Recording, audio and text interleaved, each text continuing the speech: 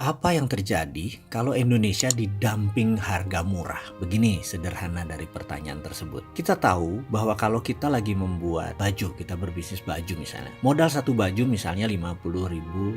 Lalu kita buat 1000 unit atau 1000 baju. Nanti kita jual Rp200.000 per baju. Maka dengan terjual 250 baju, kita sudah balik modal. Alias, kalau di gudang di akhir tahun ada sisa 100 baju, maka dijual Rp0 atau dibuang itu jauh lebih untung daripada gudang kita penuh dan biaya gudang jadi naik. Jadi 100 baju tadi, apa yang terjadi kalau kita jual 50.000? Ada yang ngambil nggak? Banyak yang ngambil. Praktek itu di sisi perusahaan namanya cuci gudang. Tapi kalau antar negara Cina ke Indonesia namanya dumping. Harga didam, barang didam. Inilah yang akan dilakukan Cina, negara produsen, di akhir tahun ini hingga 1 tahun ke depan. Siapa yang panen? Jangan ada yang pikir karena murah tersebut kita jadi dagang dan negara kita panen. Itu bahaya. Itu bahaya buat perindustrian nasional. Mendadak harga pasaran impor murah. Pabrik kita di Indonesia bisa mati. Kita harus buat dumping strategi sekarang. Ini sekali lagi kalau Kementerian Perdagangannya nggak berdagang seperti sekarang. Kalau berdagang seperti sekarang ya keblek. Bener loh. Saya agak shock dengan kebijakan Kemendak yang didiamkan beberapa lama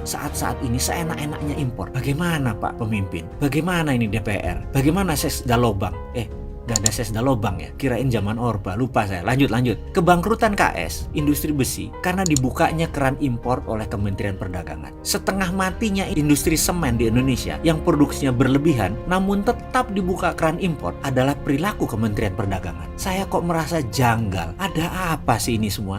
Ini kesengajaan atau kebodohan ya? Saya ingat loh, Mukadimah Undang-Undang Dasar 1945 itu mengatakan melindungi segenap tumpah darah Indonesia. Maka keputusan Kemendak itu bisa dikatakan melanggar Undang-Undang 45, melanggar Mukadimah Undang-Undang Dasar 45. Bisakah peraturan tadi di MK-kan, di Mahkamah Konstitusikan? Bisakah dia dianggap tidak melindungi Indonesia? Bisakah dia dituduh antek dari sebuah kepentingan yang dengan sengaja merugikan orang lain atau dengan sengaja memperkaya orang lain atau kelompok lain dan itu melanggar sumpah jabatan? Ini ngawur si Sontoloyo. Ini cuman opini hukum ngawur si Sontoloyo. Memang gua blek pol si Sontoloyo ini. Rasanya hukum Indonesia belum bisa menyentuh level ini. Saya hanya ngarang, pemimpi. Ya sudah, biarlah berlalu.